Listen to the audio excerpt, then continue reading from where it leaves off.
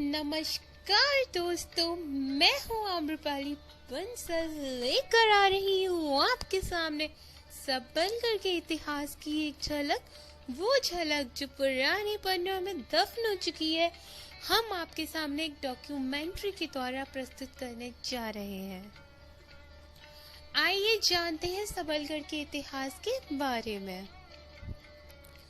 सबलगढ़ मध्य प्रदेश राज्य के मुरैना जिले के चंबल संभाग का एक रमणीय, प्राचीन एवं पुराना छोटा सा नगर है।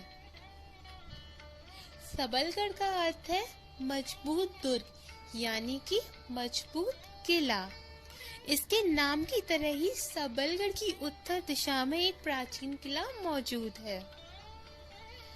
सबलगढ़ की स्थापना का श्रेय जाता है सबल सिंह को, जो कि करौली दरबार में एक सामंत थे। उनका नाम इस नगर के नाम का सहायक बना, इसलिए इसका नाम सबलगढ़ पड़ा।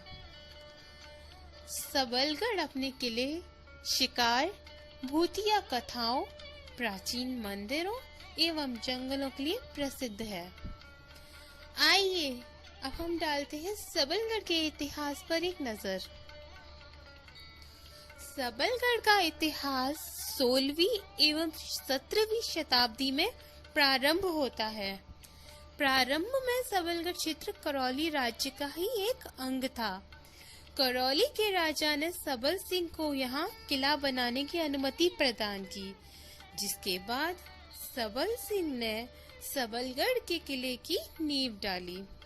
परंतु उनके जीवन काल में इस किले का निर्माण पूर्ण न हो सका। उनके जाने के पश्चात खुद करौली के राजा गोपाल सिंह ने इसे पूर्ण करवाया। किले के निर्माण के बाद दिल्ली के बादशाह सिकंदर लोदी ने इस किले को जीतने के लिए एक बड़ी संख्या में सेना भेजी और किले पर कब्जा कर लिया। लेकिन मराठाओं ने अपने उत्तर भारत अभियान के दौरान इस किले को सिकंदर लोदी से वापस जीत लिया और पुनः महाराज को लौटा दिया। अगस्त 1795 में दतिया के महाराज अंबाजी के दत्तक पुत्र खांडे राव ने इस किले पर आक्रमण कर दिया। लंबे चले युद्ध के दौरान और उसके पश्चात आखिरकार सबलगढ़ का दुर्ग उन्होंने जीत लिया और उसके पश्चात विजयपुर के दुर्ग में भी जीत हासिल की। ये सब महाराज अंबाजी के अधिकार में आ गया, जो कि दतिया के महाराज थे। उसके बाद ग्वालियर के महाराज दौलत राव सिंधिया ने अंबाजी से किले की मांग की, पर उन्होंने उसको देने से इनकार कर दिया। उसके बाद उन्होंने कुछ क्षेत्र करौली के महाराज को वापस कर दिया, जिसके बाद ये क्षेत्र करौली के अधिकार क्षेत्र में आ गया पुनः। किंतु बाद में सिंधियाओं ने अपनी फौज को भेजकर पुनः इस किले पर कब्जा कर लिया और पूर्ण रूप से अपने राज्य में मिला लिया। इस युद्ध से संबंधित एक कथा प्रचलित है। वो एक लोक कथा है और एक लोकोक्ति है। तो आइए हम उस कथा के बारे में जानते हैं। पुराने समय में एक नवल सिंह के नाम के राजा राज्य करते थे, जो कि दौलत राव सिंधिया के समय पर हुए थे। उनका एक पुत्र था, उनकी पत्नी और पुत्र वधू, वो चारों उस किले में रहते थे। राजा नवल सिंह वहां के किलेदार थे, जिनको गोपाल सिंह ने नियुक्त किया था। उस समय सबलगढ़ क्षेत्र में सरसों की खेती बहुत अधिक होती थी, जिसको हम पीला सोना कहते हैं। उस पीला सोने को जो भी कोई देखता, उसकी आंखें चौंधिया जाती थीं। एक बार ग्वालियर में उत्सव हुआ और ग्वालियर की महारानियों ने सबलगढ़ की महारानियों को उत्सव में सम्मिलित होने के लिए आमंत्रित किया। सबलगढ़ की रानी महारानियां वहां गईं और उन्होंने पुनः सबलगढ़ आने का निमंत्रण वहां की रानियों को दिया। जब वहां की रानियां सबलगढ़ आईं, तो उन्होंने वहां सबलगढ़ की रानियों से पूछा कि आपके खेत में पीला पीला क्या हो रहा है। तो वहां की रानियां बोलती है ये हमारा पीला सोना है जो खेत में बिखर रहा है।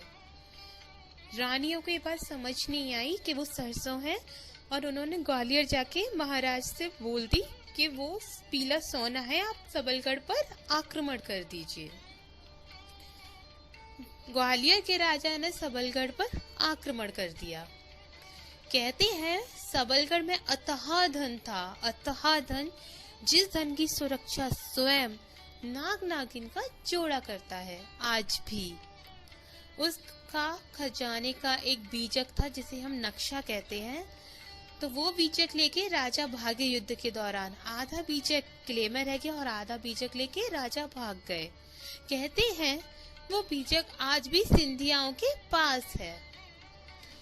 रानियों ने जौहर कर लिया, उनके पुत्र को पत्थर से मार दिया गया, इसलिए उसकी आत्मा उस पत्थर पर समाहित हो गई।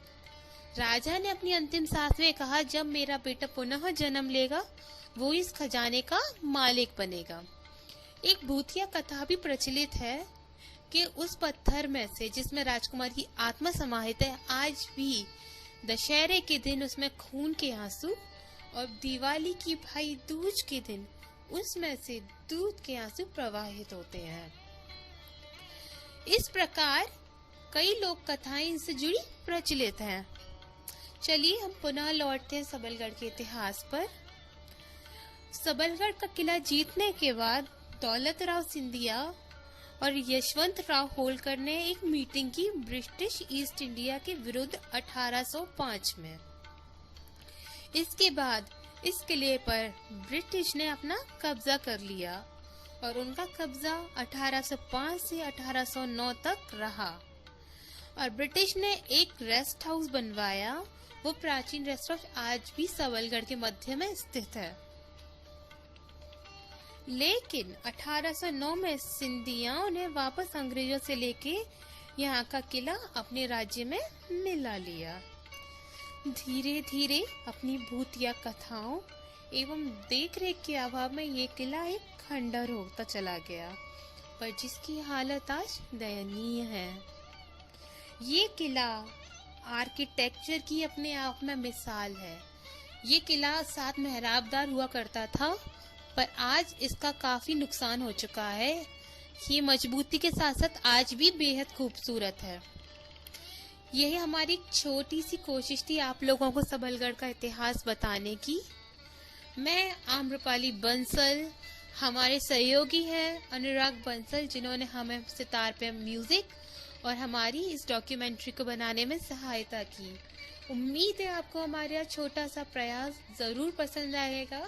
इसी के साथ मैं आम्रपाली बंसल आप लोगों से विदा लेती हूँ। नमस्कार।